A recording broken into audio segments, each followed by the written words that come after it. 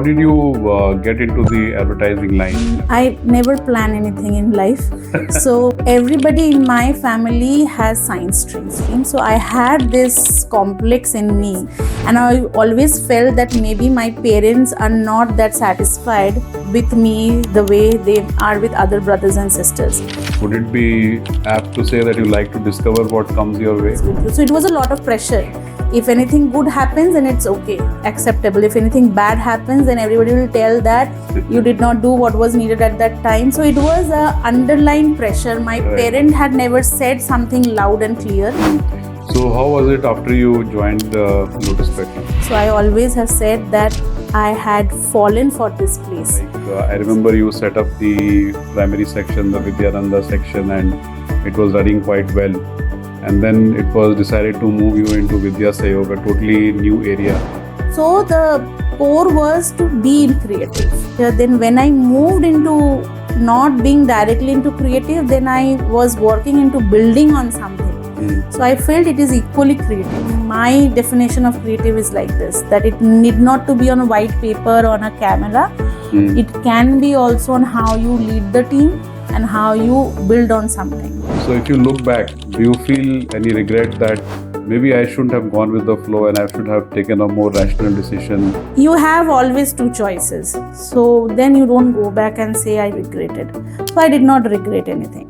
So this makes you a very ideal culture fit at Lotus Petal, and probably that's why feelings are there between you and the organization. Welcome to another episode of Finding the Final Thing. We have a conversation today with somebody who not only built a career but discovered who they are through their journey of their work. Today's guest is someone who started as a filmmaker, has passion for photography, came into teaching art to young children, became a mentor for a primary section of the school, and then into a tech-led education program which she now leads with 40 people working in her department. Welcome, Ankita, to Finding the Final Thing. Thank you, sir. So, Ankita, you started your journey in filmmaking into storytelling and expression. How do you think that phase of your life shaped your journey as you see it now today? So when I was doing internship, I went to one advertising agency for internship, and there I worked for 6 months. And it was the internship which has been given to me by the college only. When I met the editor, he said that for coming 6 months, your only job is that you come to the agency, you sit and you observe. That is only your job. You will not be participating in any kind of group discussion. You will not be doing any kind of brainstorming with anybody. Your job is only to sit and observe. And I did for 6 months. And of course, internship, there was no payment for it. And I was not allowed to be participating in any kind of conversation. That time it was extremely boring for me, and I felt that where I have come, where I am not allowed to work only.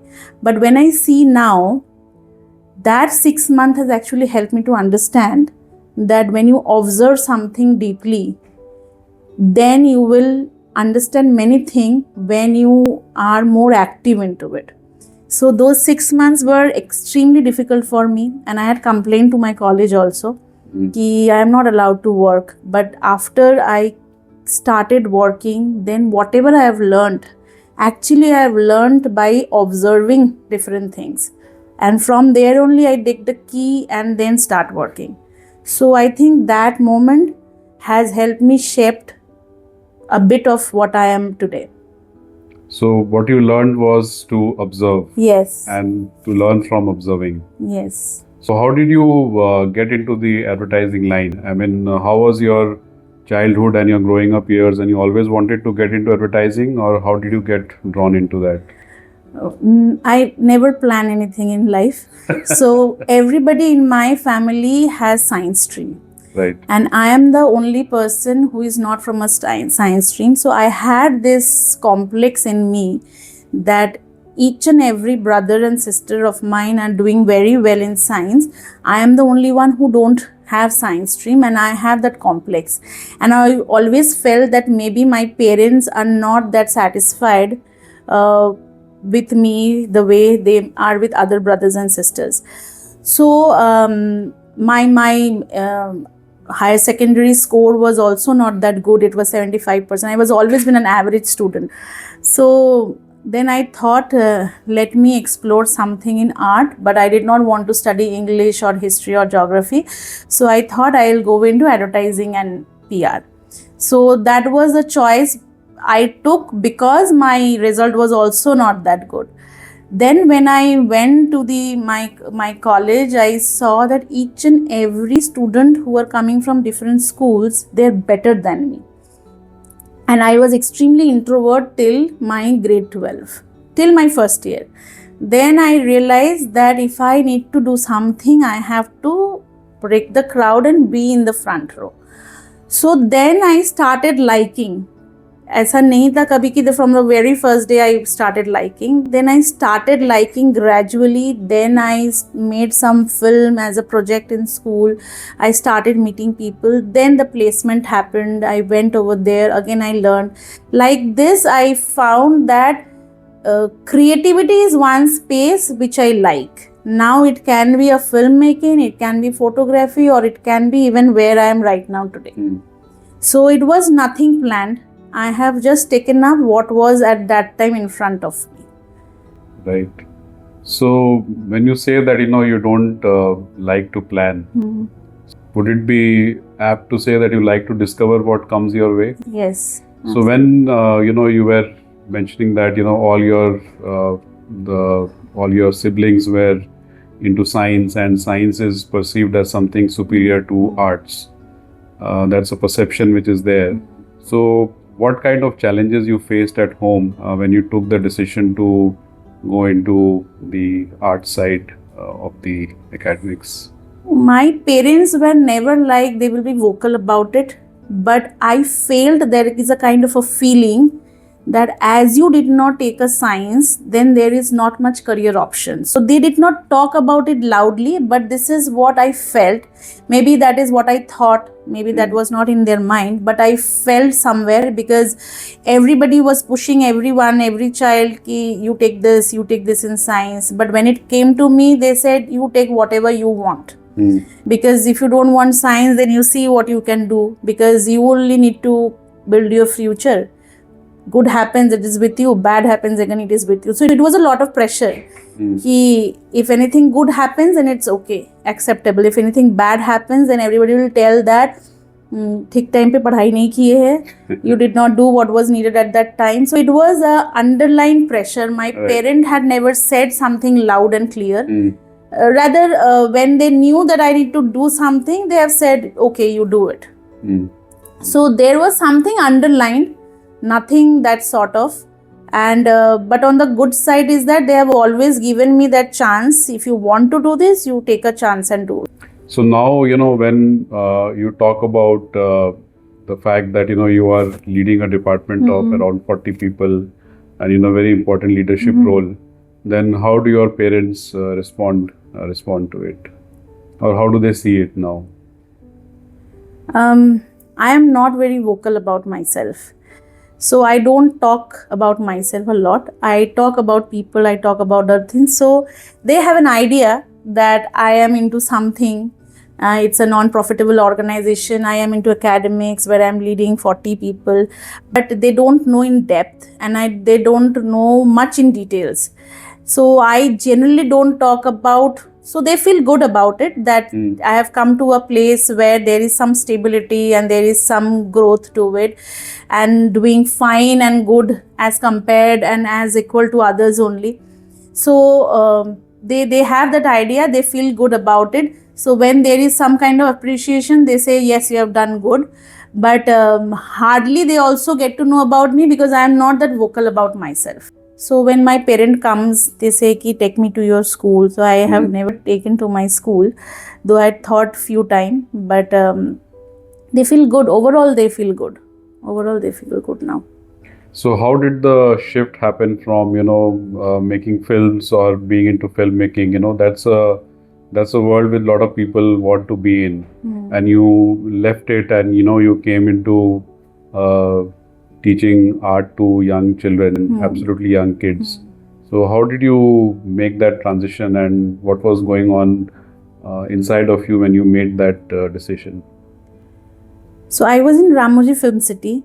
So I was the junior assistant director at that time, and I was assisting the main director to do some puppetry show. So I was writing their script and all. And but at that time, Telangana was going to become a different state. So there was a lot of riot and all. So my parent got a little scared, and they said, "You come back."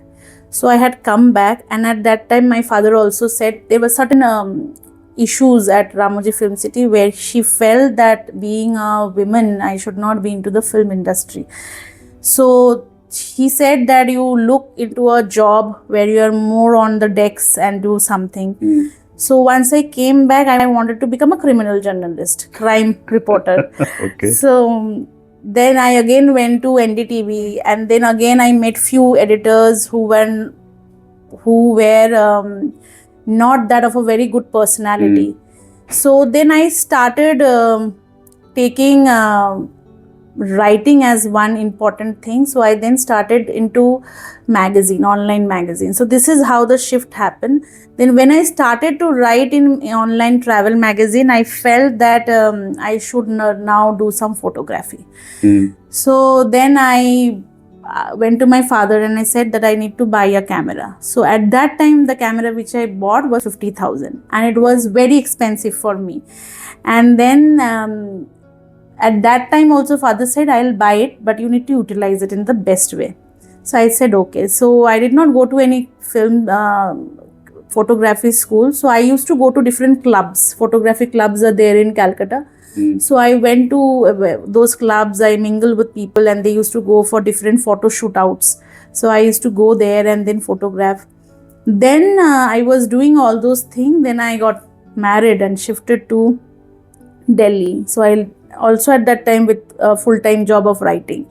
So when I shifted to Delhi, then I realized that I'm not getting a job over here, so let me explore more on photography. So I did different kinds of photography. I did baby shoot, I did wedding photography, I did event photography, I did a documentary. One of my biggest project was with Dalmia Cement. So they wanted to me to travel to all their factories throughout India for a month and capture their people. So they wanted to make a people's manual. So I clicked those photographs. At that time, I traveled alone throughout. So like this, I started exploring, and then I felt at that time, after doing all this, I still have a good amount of time. So then I thought, let me explore being an art teacher. So at that time, one Saturday, I went out and I had applied my CV to different schools. The first call that came was from Lotus Petal Foundation. So then I came here, and then I started I started the job as an art teacher. But till that time also, I did not know what will I do after becoming an art teacher. Then I said, let it flow. The way and how things will come, I will do likewise. So the core was to be in creative. So I started there, then as an art teacher. Then when I moved into not being directly into creative, then I was working into building on something. So I felt it is equally creative. So that is why my definition of creative is like this, that it need not to be on a white paper or on a camera. It can be also on how you lead the team and how you build on something. So listening to your journey, is it that you look at situations and circumstances coming up, and and you seem to flow with it, and some of it is also influenced by what others took a decision for you, that it's not good to be in the film sector now because of issues happening at your place of work, and you moved out, and then you did something, and then you came here. So what do you think about this? I mean, is it that you're not attached to something, or you like to keep changing things? How do you see that? Um, One thing is that I easily get bored with anything doing for a longer time. So that's why when I became an art teacher, that was the first thing that had hit me, that how can I remain as an art teacher for coming 30 years. So I don't want to stick into something which is for a very long duration. First thing, and second thing, obviously I was very young at that time, so I tried to listen to what parents had guided me, because somewhere also I had this complex that I did not have a science stream. Now I am doing everything what I want, and if there's something goes wrong, maybe then everybody will blame me. That was something which I had at that age. So obviously I started taking up places which were little safer, because also I had seen some very wrong things in my film duration at that time. So yes, I take things as I come up, also because I cannot stay at one place for a longer time with the same kind of work you are doing. And the second is, obviously at that time I had taken decision, because also there was certain passive influence of parents. So how was it after you joined Lotus Petal as an art teacher? Any people who comes, any changemaker who joins this organization, when I say that I'm working here for 9 years, so I always have said that I had fallen for this place. So I don't know if any day the organization stop loving me, then what I'll do, but I love this place. So from the very beginning, I loved the work. I loved that I'm working at a very root level, and also more love had come because every time I had contributed something at a very zero level and worked on that. So my love for Lotus Petal Foundation is something unconditional, which I say. Yes. So that unconditional love helped you to move from one role to the other? Yes, yes. So how was it, when you were I remember you set up the primary section, the Vidyananda section, and it was running quite well. And then it was decided to move you into Vidya Sayog, a totally new area where we were not even clear about what is to be done. So when you moved into that role and, you had to work with also new people in the leadership roles. So how was that transition and how was that period of time for you in the organization? So, of course, when it came to me, the only thing that I had thought at that time, what will be the biggest risk? The biggest risk is that I'm leaving the organization and I have to go for another job. That is the only biggest risk. Other than that, everything is manageable. So, I look into thing is that the biggest risk can be to leave something. That can be the biggest risk, and another risk is in life is only the medical emergency. These are the two biggest risks. So I felt कि let me give it a try, क्योंकि in Vidyananda I had worked on that online, and of course during this Vidya Sayog period at initial stage I was mostly at a backstage at that time, and I was working very silently at that time. So there were different things which were coming in my mind, but it didn't matter much because I go with the flow. So that time also it was like, let's see in coming 6 months how it shapes up and how it goes. And then gradually it shaped up, and people and stakeholders started to take up the project. So my feeling was only this, let me see how it goes. And of course, I had that time working with you at that time, not directly with Saloni ma'am, and then Rohit had that come. So I had that belief on the organization that something good will shape up. So I don't take much stress. ज़्यादा से ज़्यादा नौकरी जाएगी. ज़्यादा से ज़्यादा I'll have to look for a job. That's it. And other than that, I don't take stress. Other than medical issues, that's the only thing I think anybody should take stress about. So, in this entire journey, which you have had over 9 years at Lotus Petal, and before that into the film career, photography, writing, and all of that. So, when you reflect on this, what is that thing, one thing which kind of resonates with who you are as a person? I think the kind of my career has taken a shape and how I have been. The only thing that resonates is that go with the flow. That is the only thing that has been my journey throughout, and that also has been my journey in the organization. So that is the common thing in my characteristic and how I've been working. So go with the flow. So what does it mean really, to go with the flow? देखा जाएगा जैसा आएगा, whatever it comes, we have to do it, we have to solve it.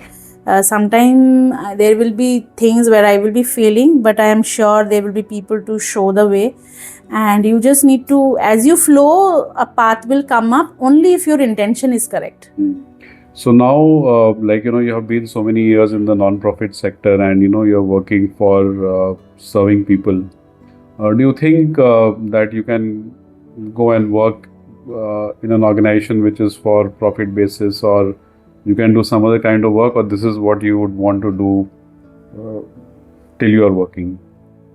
Oh, as I said, that I do take up chances. So if something like that happens ever, then I might think of it. But as also I said that I have an unconditional love for Lotus Petal Foundation. So maybe I will drop that option and I'll continue as long as I can. But one important thing is that I need to have something new every time to work. So even if I go there and if I'm serving over here, over there also I will serve some or other purpose. You have to work. So over here we are serving children, maybe we are over there serving the purpose of the management to earn the profit. So my purpose there will be to earn the profit. Over here is to serve the children. It will depend on how much love I still have for this organization. So which I am believing that it is extremely unconditional, so that choice will not come up. And again, that will be, I think for me that will be again start from zero, because I don't have experience over there. So again there I'll have to start from zero and then have to build myself first and then maybe something else. So when you are working in the non-profit sector and you are serving with compassion and empathy, so how do you balance that with professional working and accountability? Do you face challenges as a leader on these fronts of balancing the two with your team or with the beneficiary stakeholders? Yes, obviously. But the only thing I believe is that I can work on empathy and everything if the process is followed. So I generally try to stick to my process, whatever has been established, and then only I can do something. I don't overcommit. I don't say that I can do this for you. I can only go through the process, and I am very transparent that this much only I can do and this is not in my radar that I can do. I can talk about it to other people, but empathy can only be taken care when you are following the process and the whole team is in that journey. And of course, when I'm working with the team, now somebody is not feeling well that day and they need to take a leave. So of course, then empathy works more at that time. So yes, you take a leave, you go home, take rest. Even if you need another day of rest, you take and come back. So that kind of empathy, then these are all something to balance it out. Okay. So you shared that one of your mottos of life is to go with the flow, and I'm sure in going with the flow you have taken decisions of course doing some things and also saying no to other things as well, right? So if you look back, do you feel any regret that maybe I shouldn't have gone with the flow and I should have taken a more rational decision of something? Do you have any regrets or any reflections on that? No. There is no regret, because I think that was the best decision I had taken at that time, to go with the flow, and now also go with the flow. Even if in my personal life, I don't like complicated things. I don't read storybooks which are extremely complicated. I don't see those series which are extremely complicated. All my family members and friends have seen Game of Thrones. I have not, because it is extremely complicated. So for me, things have to be simple, and going with the flow. You have always two choices. So then you don't go back and say, I regretted. So I did not regret anything. Any learnings? The learnings have been that as I am not from academics, I had to learn everything. The learning has always been that you should observe. Because when I became mentor, for first 1 and 2 months, I was extremely overwhelmed. I did not know how to do what. So I had spent 50% of my day inside the classroom to understand what child wants and what a teacher wants. And that I have been doing right now also. Learning is that you should be observant, and also another learning is that have a low profile. Don't talk aloud about of yourself until other people speak about it. So these are the two learnings which I have in my life. So if I were to summarize, you are a person who is a very keen observer. You go with the flow. You take up whatever opportunities come your way, and you have a can-do attitude that you will cross the bridge when it is required. And you want to keep things simple, and also a very humble approach. So this makes you a very ideal culture fit at Lotus Petal, and probably that's why that feelings are there between you and the organization. So if you meet a person who is coming to Lotus Petal today, then what advice will you give that person who is joining the organization as a change maker? Generally, the advice that I give is that don't try to, for first 3 months, don't try to change everything what is already running in the organization.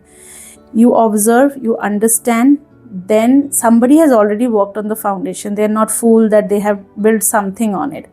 You observe, you do, and then you do certain necessity changes at initial time, after of course certain months, and enjoy the place. You need to enjoy your work.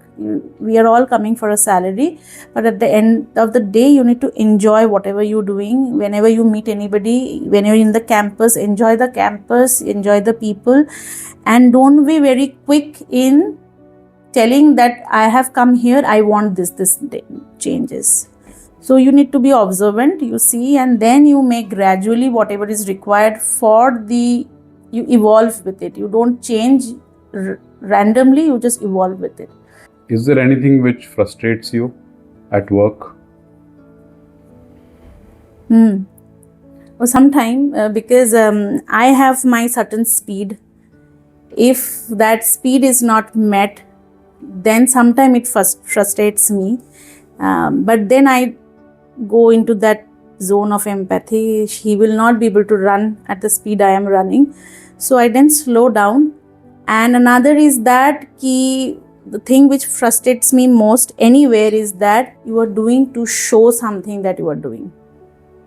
You are doing something that you want to show to your higher authority that I am doing this, and then you are not actually passionate about it. You are just trying to earn your credits. So these are the two things that frustrates me. And the third is that if your intention is not correct. Mm-hmm. Having traveled this far in your life journey, so where do you see yourself, or where do you want to go, where you feel that you are completely fulfilled? Again, it's like go with the flow. Whatever it comes in, I'll take it. And from the very childhood, I knew one thing is that I need to earn. Whoever be my husband, whoever be my father, I need to earn because I have my needs that need to be fulfilled. That was my first criteria why I wanted to do a job. No other extra ambition that I had. If I want to go and have a golgappa, then it has to be from my pocket. So I feel independent in that way, that it is my earning and everything. And till now, whatever has come, I have accepted. If something very good and better comes, I'll again take it. And if any worst also comes, then also I'll take it and it will go ahead like that. So, is there any, one thing which you are looking for, or there is no such thing? You just want to be in the present and go with the flow? Every people desires many things. So maybe I also desire that I want to be at this level in this organization so that I can work on many things which frustrates me today. But again, whatever I desire is going to happen is not, true. But of course, if anything comes up, I'll go by the flow. If anything doesn't come up, then I need something new every time. So what would you say is finding the final thing for you? Finding the final thing is that after certain age, I want to go back to my photography, which I have kept it aside right now because time, and then I'm also become little lethargic on weekends where I can fully utilize for photography. But after certain age, I just want to take up my camera and I want to do some extensive travel and do some photography. That is one thing. So I don't know what age that will be, but that is for sure. And second is, yes, you have stories to tell people that this I have done. This I have done for this particular organization, or this I have done for my sister. This is something, a story to tell, not to feel proud about, but a story to tell to people, like leaving some legacy, like that.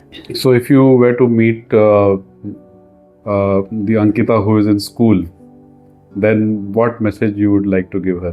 In school, during my childhood? If you meet a younger version of your own self, okay. Hypothetically, if you meet the younger version of your own self, then what is that one message you will give her? The one message is that you should know what you should not do in life. Like there are many things which I have seen which I never want to become. That clarity you should have, that what I don't want to become. What you want to become, that will gradually happen with time, with knowledge, with situation and everything. But with time also you need to have a clarity that I don't want to become a rude person. I don't want to become somebody who insults somebody rudely, or I don't want to be in this profession. So क्या नहीं होना है वो पहले पता हो जाना चाहिए. So I did not have any clarity. No clarity. Even today also I have no clarity.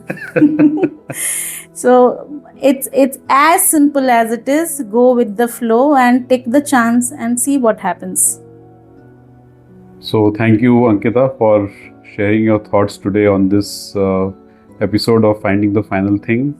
It was very interesting talking to Ankita.